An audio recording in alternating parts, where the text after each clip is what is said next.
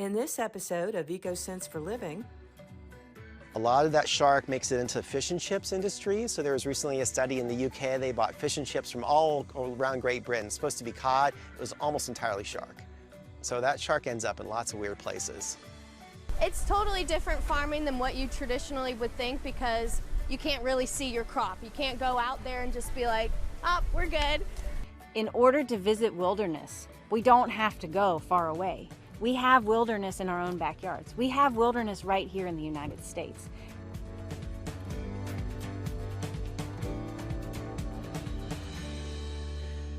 a new marine reserve was created to make a safe path for migrating marine animals. It could become a model for cooperation around the world.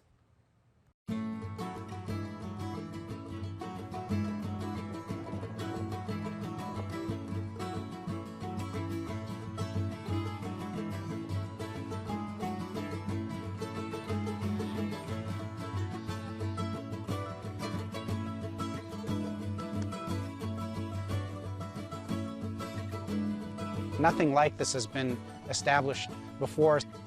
It's really historic to think of countries working together to create protected areas that conserve emblematic species and create healthy oceans for us. Human beings, going back centuries, have been removing wildlife from the sea, and the cumulative impact of that is to reduce fish populations by about 90 to 95%. There are certainly other causes. There's some pollution. Ocean plastics are becoming a concern, although we're not really sure how they impact fish and wildlife populations. But the main driver has been fishing historically. So in order to reverse those trends, we need to set aside places where we do much less fishing or no fishing at all. Marine protected areas are essentially national parks in the sea. So they're places that we've set aside where we restrict human activities, especially extractive activities. The most conservation-oriented approach is a no-take zone. So that basically prohibits any fishing activity whatsoever. But you can have something like the old Galapagos Marine Reserve, which is a protected area. There is artisanal fishing, but there's no commercial fishing.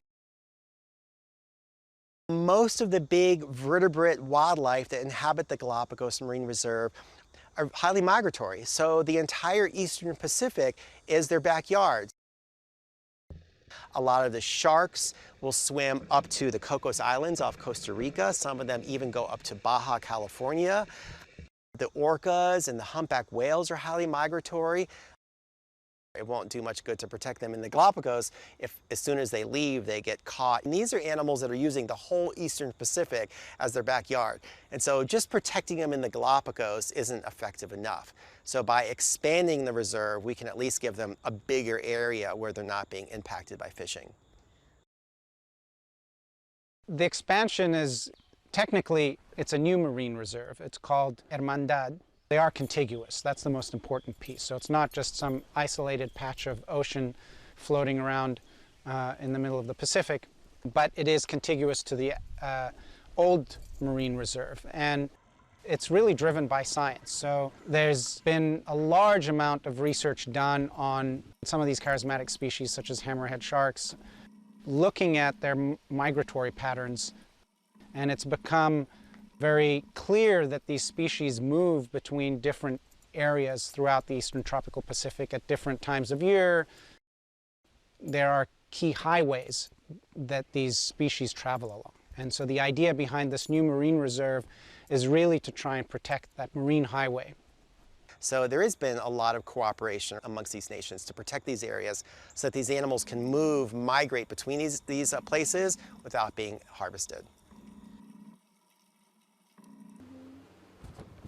We know from a lot of research around marine protected areas all over the world that when you create these protected areas, they actually create a safe ground for species to reproduce. Then you at least have this source that keeps producing, if you will, new individuals. And so you actually are creating a balance in the ecosystem as a whole.